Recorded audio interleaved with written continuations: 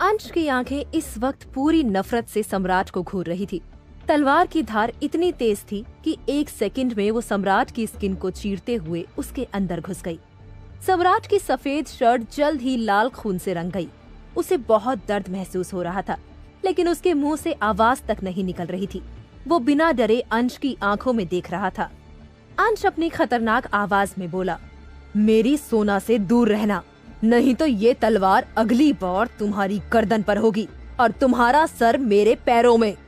ये कहने के बाद उसने तलवार को साइड में फेंका और जाने लगा।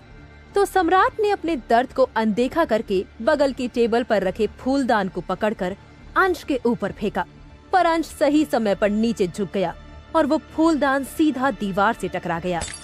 सोना जो कमरे में दरवाजे से लगकर बैठी थी, वो इस आवाज को सुनकर खुद से बोली, ये कैसी आवाज है? बाहर क्या हो रहा है? और वो कमरे से बाहर आ गई। अंश ने सम्राट को घूर के देखा।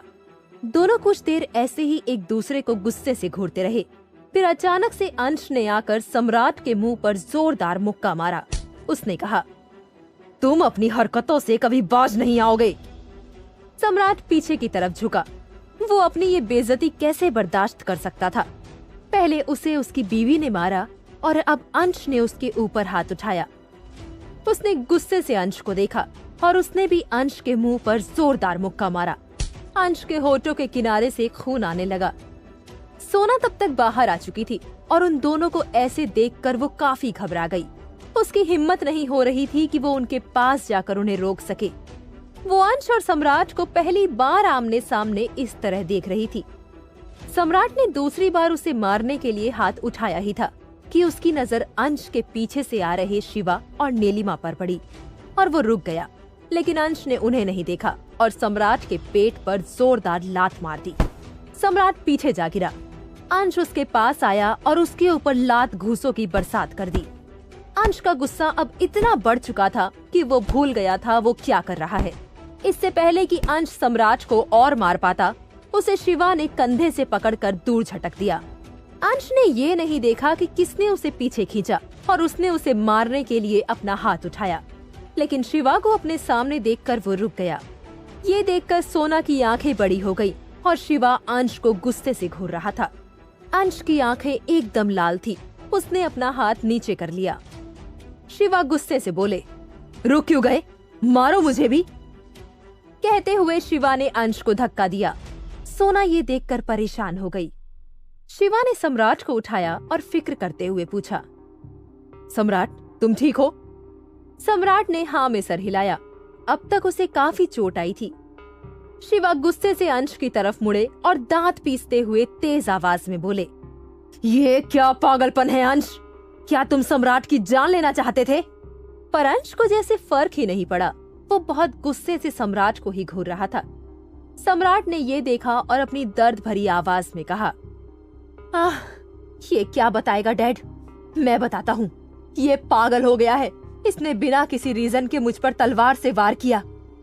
मैं तो बस कमरे में जा रहा था, उसने मुझे रोका और पता नहीं क्या क्या बोलने लगा।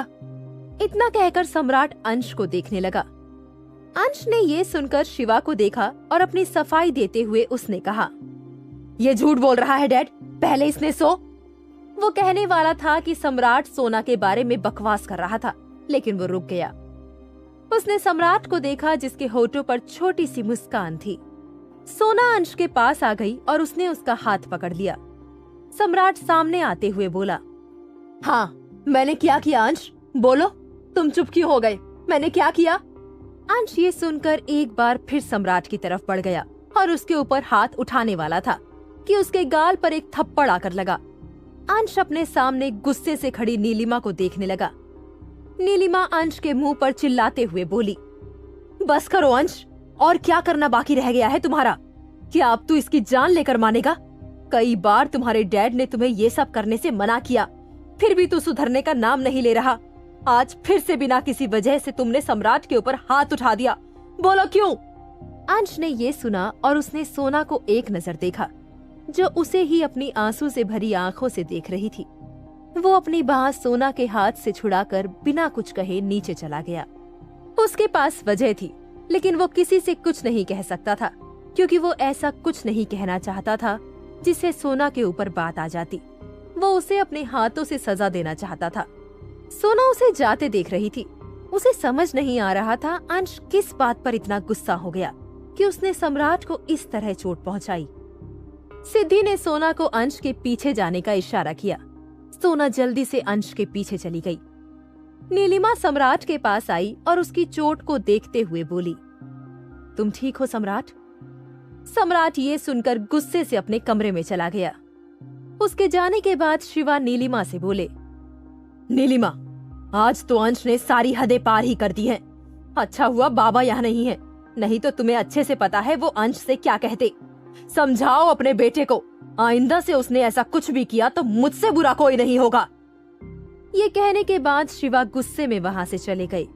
उनके जाने के बाद नीलिमा उदास हो गई। सिद्धि ने उसका हाथ पकड़ा और कहा, मॉम, आप शांत हो जाइए, चलिए मेरे साथ। और वो उसे कमरे में ले गई। इधर अंश गुस्से से हवेली के दरवाजे को जोर से लात मारते हुए हवेली से बाहर निकल गया। सोना उसके पीछे आई। उसने देखा अंश अपनी कार की तरफ बढ़ रहा है। सोना जल्दी से भागकर उसके पास आ गई। अंश कार में बैठ गया। वो कार को स्टार्ट करता उससे पहले सोना ने अपना हाथ आगे कर दिया और हांफते हुए बोली, मिस्टर रायजादा, आपके हाथ पर चोट लगी है। अंश ने ये सुना और अपने हाथ को देखने लगा। एक ये ही थी जिसने अब तक उसके चोट को नोटिस किया था। उसने गुस्से से स्टीयरिंग व्हील पर अपनी पकड़ बना ली और एक्सीलेटर पर पैर रखा। सोना ने ये देखा और जल्दी से पैसेंजर सीट पर आकर बैठ गई। अंश ने सीधा देखा और फुल स्पीड से कार हवेली से बाहर ले गया। सोना ने कसकर सीट बेल्ट को पकड़ लिया क्योंकि उसे पता था अंश अब रुकने वाला नहीं था। अंश इतनी तेज स्पीड से कार चला रहा था कि सोना को चक्कर आने लगे थे, पर अंश उसकी सेफ्टी की परवाह किए बिना कार चला रहा था। लगभग 1 घंटे बाद कार टायर घसीटने की आवाज से एक जगह पर रुकी। सोना ने ये देखा और वो कार से बाहर निकल गई। उसने अपने सीने पर हाथ रखा और वॉमिट करने लगी। कुछ देर बाद जब वो शांत हो गई, तब उसने गाड़ी से पानी की बोतल निकाली और अपना चेहरा साफ किया। ये देखकर अंश भी बाहर आया। उसने इतनी जोर से कार का गेट बंद किया कि सोना चौंक गई। रात होने की वजह से वहाँ पर दूर दूर तक कोई नजर नहीं आ रहा था। उस शांत जगह पर पानी की आवाज आ रही थी, जिससे पता चल रहा था कि वो दोनों इस वक्त एक लकड़ी पुल के ऊपर थे। उसके साथ ही मेंढक और झिंगुरों की आवाज आ रही थी। ठंड का मौसम था, इसलिए रीढ़ की हड्डी को कपाने वाली ठंडी हवाएं चल रही थी। स्ट्रीट लाइट की हल्की रोशनी में अंश गुस्से से सोना को घूर रहा था, जो उसे ही देख रही थी। उसने सोना के कंधे को पकड़ा और उसे जोर से हिलाते हुए बोला, किसने कहा था तुम्हें मेरे पीछे आने के लिए? सोना हकलाते हुए बोली, मिस्टर रायजादा, हमारी बात सुनिए, आप बहुत गुस्से में हैं। अंश उसे अपने करीब करते हुए बोला, ओ रियली बीवी, मुझे तो पता ही नहीं था कि मैं गुस्से में हूँ। थैंक यू ये बताने के लिए कि मुझे चोट लगी है, लेकिन मुझे तुम्हारे कंसर्न की कोई जरूरत नहीं है। ये कहने के बाद उसने सोना को दूर धक्का दिया। सोना हैरानी से अंश को देखने लगी। अंश अपनी पीठ सोना की तरफ करके अपने दोनों हाथ कमर पर रखकर खड़ा अपने गुस्से को काबू करने की कोशिश कर रहा था। उसने अपने बाल में हाथ फेरा और कार के बोनट पर मुक्का मारा। सोना धीरे से उसके पास आकर उसके कंधे पर हाथ रखते हुए बोली, मिस्टर रायजादा, आप शांत हो जाइए, आप इतना गुस्सा क्यों? वो कह ही रही थी कि अंश पीछे मुड़ा और फिर से उसके कंधे को कस के पकड़कर अपने करीब करते हुए बोला, मैं गुस्सा क्यों कर रहा हूँ? तुम सच में ये जानना चाहती हो तो सुनो, ये सब तुम्हारी वजह से है। मैं तुम्हारी वजह से गुस्सा हूँ, समझी तुम? सोना उसकी बात सुनकर हैरान हो गई। उसे समझ नहीं आ रहा था उसने अंश को किस तरह गुस्सा दिलाया। वो हैरानी से बोली, हमने क्या किया? आप क्यों हमें दोष? सोना ने कहा ही था कि अंश उसकी बात बीच में काटते हुए चिल्लाकर बोला, shut up, just shut up, अब एक शब्द और नहीं। इतना सब करने के बाद पूछती हो क्या गलत किया? ये कहने के बाद अंश सोना को देखने लगा, जो अपनी नम आंखों से उसे देख रही थी। अंश ने उसके कंधों को इतना टाइटली पकड़ रखा था कि सोना को अपने कंधे में दर्द महसूस हो रहा था। अंश ने उसे पीछे झटका और कहा, तुम चली जाओ यहाँ से, इससे पहले मेरे हाथों कुछ गलत हो जाए, चली जाओ यहाँ से। सोना ये सुनकर सुबकते हुए अंश को देखने लगी। अंश ने उसे खुद को घूरते देखा तो अपनी आंखें छोटी करते हुए बोला, क्या हुआ? तुम मुझे ऐसे घूर क्यों रही हो? तुम्हें मेरी बात समझ नहीं आ रही? अंश की बात सुनकर सोना बोली, क्या आपने कब से तुम्हारी वजह से लगा कर रखा है? हमने नहीं कहा आपको अपने भाई के ऊपर हाथ उठाने के लिए, इसलिए आप हमें दोष देना बंद करें। मतलब हद है, लड़ाई आप दोनों भाई करें और दोष हमें दे। अंश ये सुनकर हैरान हो गया। सोना उसे जवाब दे रही थी। उसने कहा, बीवी तुम? उसकी बात पूरी होने से पहले सोना उसको धक्का देते हुए बोली, हम क्या? हाँ, हमने नहीं कहा था आपको बेवजह का गुस्सा करने के लिए।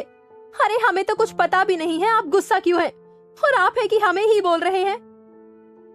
अंश उसे गुस्से से घूर रहा था। सोना उसे बोलते हुए धक्का दे रही थी और वो पीछे हटता जा रहा था।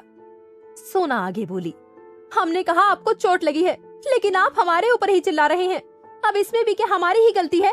ये अच्छा है, जब गुस्सा करने के लिए कोई नहीं मिलता तो हम पर बेवजह गुस्सा करते हैं आप।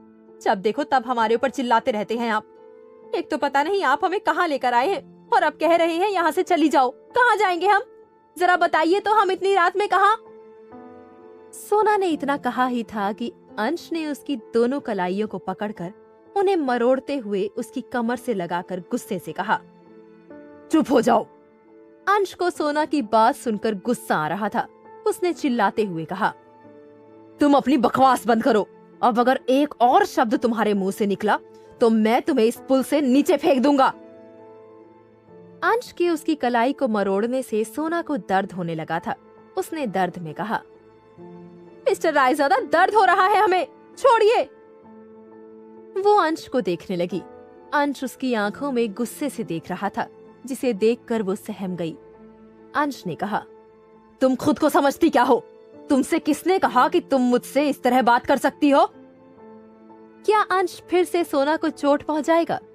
कैसे बच पाएगी सोना अंश के गुस्से से?